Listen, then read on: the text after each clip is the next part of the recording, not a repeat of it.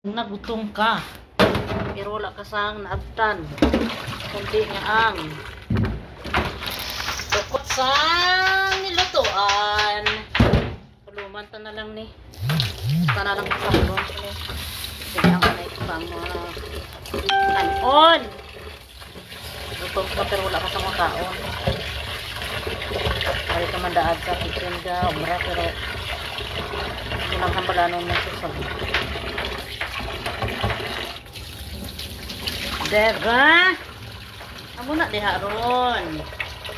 Amo na diha ron. Paka brown rice. Ito pang kanon. Ito ang relate ka. Gutom ka na ito itong pakaon. Buhay OFW. Mugi dito. Basta ang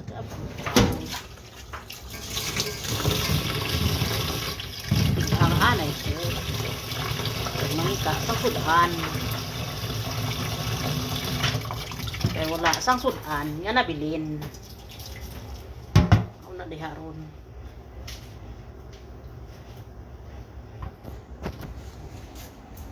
rice cooker madari na naman tapos ito sang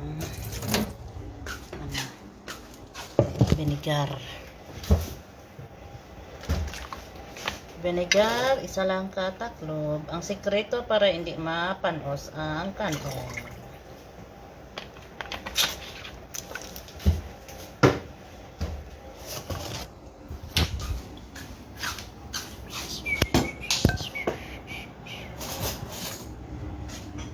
Nasan ang hanggang ni kapis yun ibiglit niya kaya si ano ba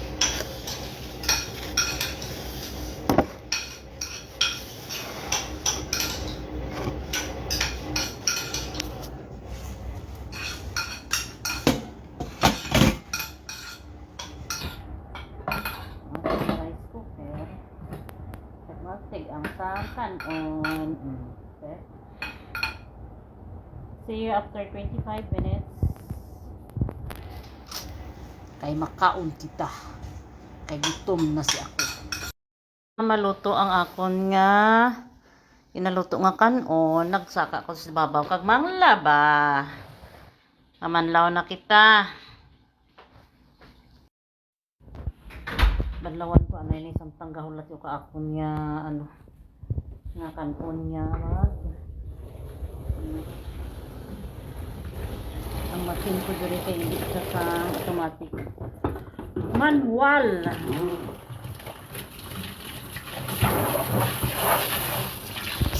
iniwan ko na yung aking labahan naikot na sa machine dahil charan ang bedsheet at fitted sheet ng aking mga amo kailangan pang labahan pero kailangan tapusin ko muna yung sa taas bago ko ito dalhin kasi maraming gamit doon baka mag-mix up sa mga gamit ng iba.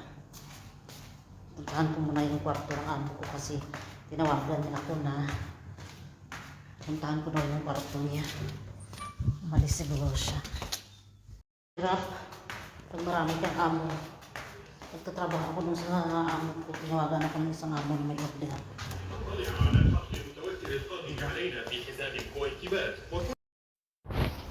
ang sabi niya dito na nasa ng hostisya kadali ka nga matapos obra mo pero ang order wala dire ganito yan na balik na matapos na ang obra mo ay wala muli pa nga ulit sa abroad lalo na pag dami ko sa amo hindi ko malaan kung ano nahon mo yun lang continue pa na itong ako niya ba kay gutom nagit ko bes gutom as in na ako niya dito reklamo na rin ako kita eh kaya tapos na ko maglimpyo sa kwarto sa kapon niya mo makaon ako na kaya sakit na ginagam ko niyan siyan basi kung si Ron tabaw nagbili ko na hindi ko mag-agi sa sana manglaktot ako dari Kay ang bata nga sapat sa sala. Basta mabalaan nga rin naman ko din. Hindi naman ito pagkakaroon sa ito. Kaya dapat lagi sa steel door. Para magsaka gaya pang hindi. The truth, makakaon na gid ako. Pero mangita pa ko sa akong sudanon. Ay na lang. Kinabuhi sang abroad. Ma-abroad pa ka mo? Ngita na ko sa ay makuha ng kaon pinggan. Kag mangita sang sudan. Kahit ang amon nga sula mo na. Wala isang kaldero. Pero maghanap tayo. Meron tayong ano dito eh. Bulad! Na iskabitsi. Ano ba itong tawag eh? Iskabitsing bulad. Ay! Iskabitsing bulad. Si, galuk. Iskabitsing nga bulad. Bago. Nakaon na kita. The moment of truth. Nakaon na sa ako. Diba? Brown rice itong aking kanin.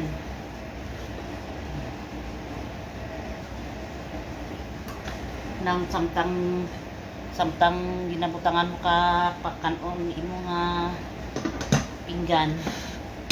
Tulon-tulon ka naklaway mo kay nagutom na gani ang person.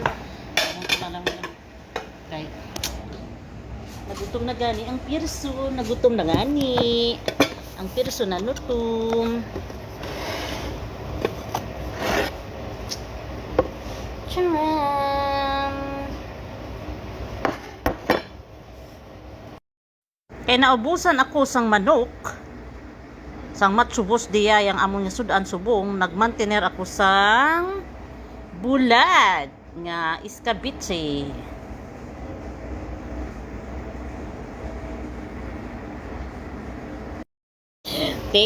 Amo na gid ni ang the moment of truth nga makakaon na ako sang akon nga paniod to. May bulad kita.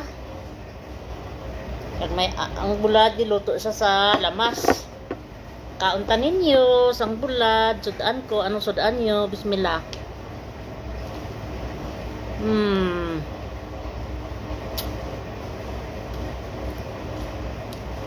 Kalami ani uy.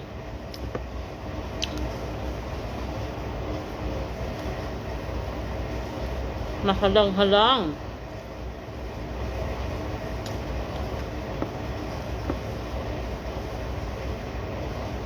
Giluto na siya sa amon ukod nga shalani sa gabi.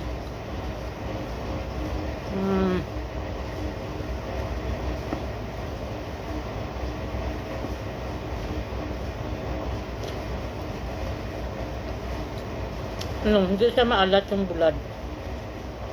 Nilagyan nila ng green pepper at saka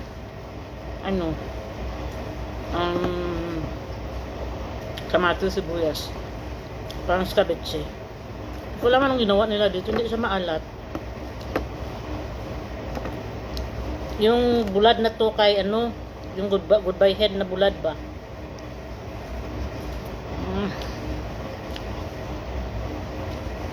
Lamit.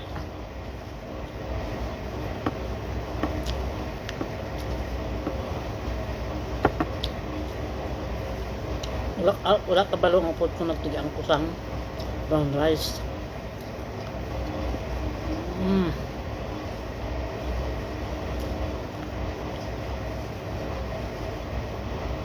Kaduhan na nga bulad.